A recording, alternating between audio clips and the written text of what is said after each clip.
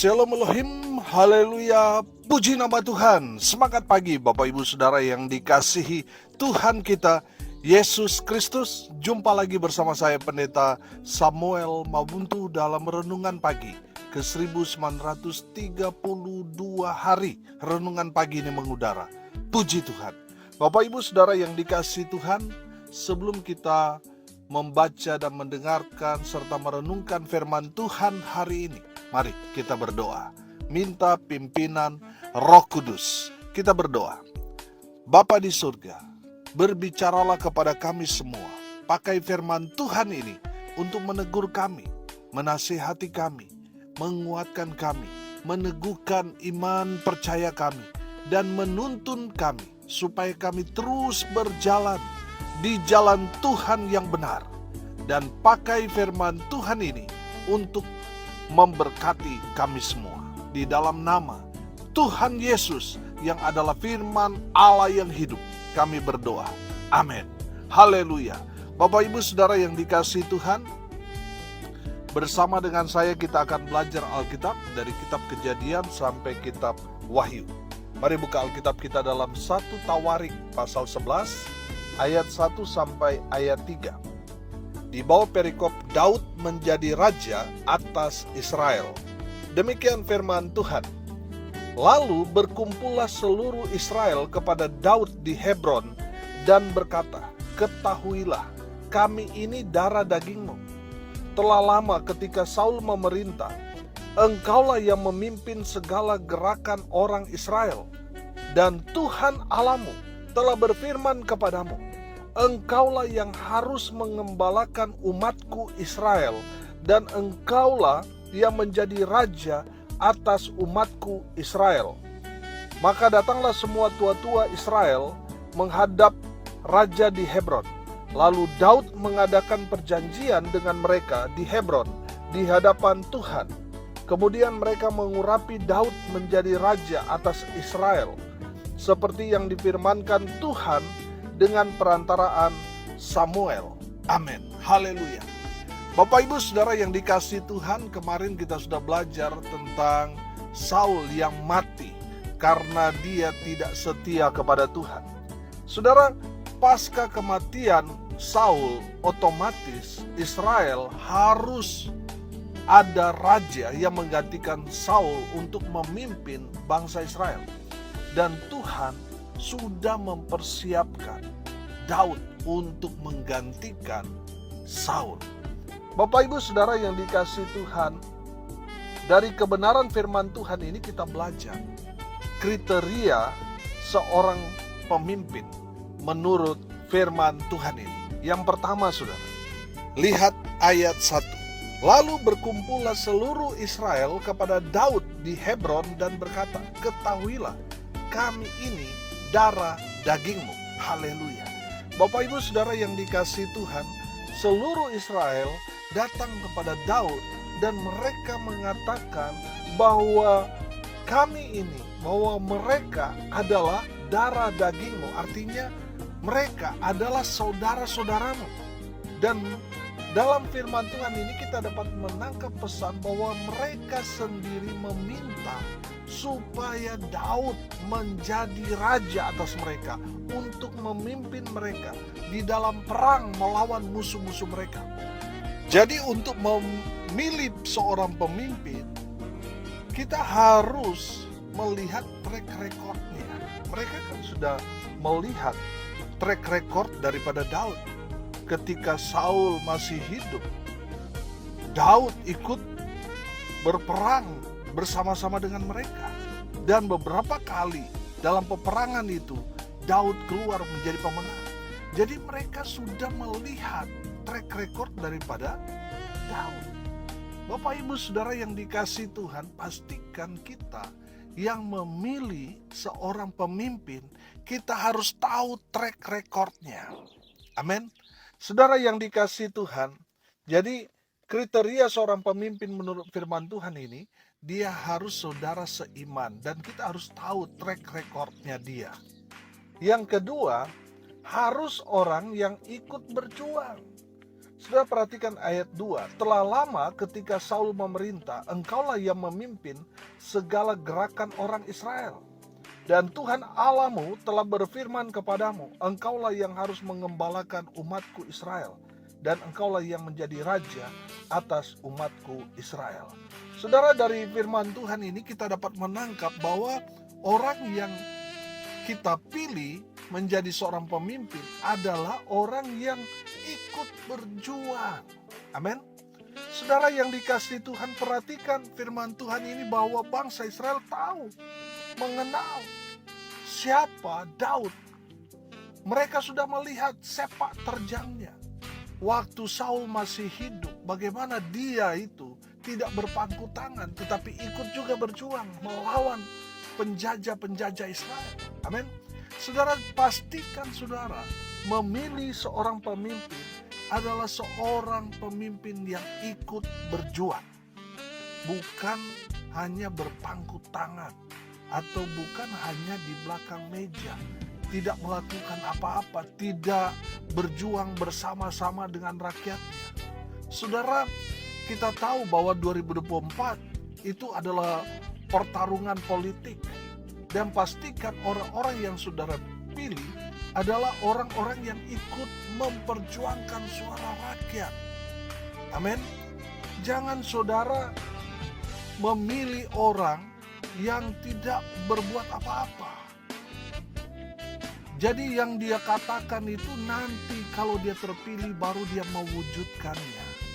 Saudara yang dikasihi Tuhan, saudara memilih orang menjadi pemimpin, pastikan mereka adalah orang-orang yang punya jiwa fighter atau punya karakter yang terus berjuang. Amin. Memperjuangkan hak-hak rakyatnya. Haleluya.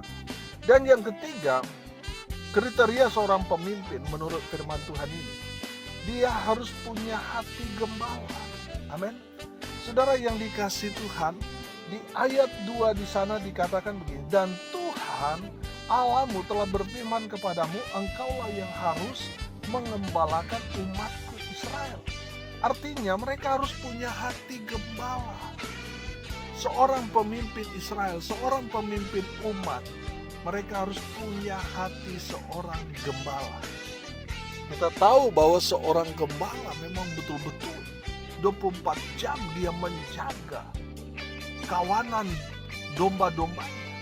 Dia pastikan mereka ada di tempat aman. Dan ketika ada binatang buas yang mau menerkam domba-domba yang dia gembalakan, gembala itu yang akan bertarung hidup mati untuk membela, memperjuangkan kehidupan domba-domba. Jadi binatang buas itu harus berhadapan dengan gembala. Saudara yang dikasihi Tuhan, seorang pemimpin itu harus punya hati gembala. Kalau bisa saya katakan, harus juga punya hati hamba. Amin. Saudara yang dikasihi Tuhan, pastikan saudara memilih orang, seorang pemimpin yang punya hati hamba, punya hati gembala. Amin. Haleluya. Yang keempat, seorang pemimpin, kriteria yang keempat, haruslah orang yang berkomitmen. Sudah perhatikan ayat 3a di sana. Dikatakan, maka datanglah semua tua-tua Israel menghadap raja di Hebron. Lalu Daud mengadakan perjanjian dengan mereka di Hebron di hadapan Tuhan. Saudara yang dikasihi Tuhan, saya percaya di saat para tua-tua datang untuk mengangkat, untuk mengurapi Daud menjadi raja Israel, di sana Daud berkomitmen. Amin. Saudara yang dikasihi Tuhan, seorang pemimpin adalah seorang yang memegang komitmennya. Saudara, pastikan yang kita pilih adalah orang yang berintegritas, orang yang bisa dipercaya, adalah orang yang memegang komitmennya. Amin. Bapak Ibu Saudara yang dikasihi Tuhan, seorang pemimpin haruslah orang yang memegang komitmennya. Saudara, jangan sampai tadi saya katakan, mereka hanya mengucapkan janji-janji. Oh iya, saya akan melakukan ini dan itu kalau saya terpilih menjadi anggota dewan, menjadi bupati dan seterusnya. Saudara yang dikasihi Tuhan, setelah mereka jadi, mereka tidak melakukan apa-apa. Itu menandakan mereka orang yang tidak berkomitmen. Nanti next 2024, saudara jangan pilih mereka lagi. Cari orang yang berkomitmen, orang yang betul-betul apa yang dia ucapkan itu yang dia lakukan. Orang yang jujur, orang yang berintegritas, orang yang konsisten. Itu orang yang berkomitmen. Dan yang terakhir, saudara, kriteria seorang pemimpin menurut firman Tuhan ini, yang terakhir, haruslah orang yang dipilih Tuhan. Perhatikan di ayat 3 di sana. Kemudian mereka mengurapi Daud menjadi raja atas Israel, seperti yang difirmankan Tuhan dengan perantaraan Samuel. Haleluya. Bapak Ibu Saudara yang dikasihi Tuhan, perhatikan kalimat seperti yang difirmankan Tuhan. Amin. Saudara, artinya apa? Artinya Daud ini adalah orang yang dipilih Tuhan. Amin. Untuk menggantikan Saul. Seorang pemimpin, saya percaya, adalah seorang yang dipilih Tuhan. Haleluya. Saudara yang dikasihi Tuhan, dari kebenaran firman Tuhan ini kita belajar. Ada kriteria menjadi seorang pemimpin. Dan dalam firman Tuhan ini dibuka secara terang benderang. Apa kriteria seorang pemimpin menurut firman Tuhan ini? Yang pertama, seorang pemimpin harus saudara kita sendiri, harus darah daging kita. Artinya dalam rohani harus saudara seiman. Amin. Yang kedua, harus orang yang ikut berjuang, bukan orang yang berpangku tangan, tetapi mereka yang ikut berjuang. Yang ketiga, haruslah orang yang punya hati hamba, punya hati gembala.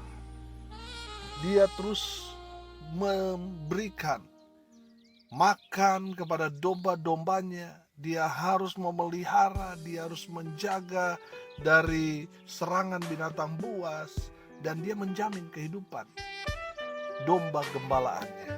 Jadi seorang pemimpin itu bukan untuk dilayani, tetapi untuk melayani orang-orang yang dia pimpin. Yang keempat, haruslah orang yang berkomitmen, orang yang konsisten dengan apa yang dia ucapkan, apa yang dia janjikan. Dia harus kerjakan, lakukan itu sebagai bukti bahwa dia seorang yang konsisten dengan komitmennya. Dan yang terakhir, seorang pemimpin menurut firman Tuhan ini adalah orang yang dipilih Tuhan. Amin. Bapak Ibu Saudara yang dikasihi Tuhan, saya percaya semua yang terjadi di atas dunia ini, semua atas kontrol Tuhan. Dan siapapun yang terpilih menjadi pemimpin, menjadi anggota dewan, menjadi bupati, gubernur, mereka adalah pilihan Tuhan. Amin.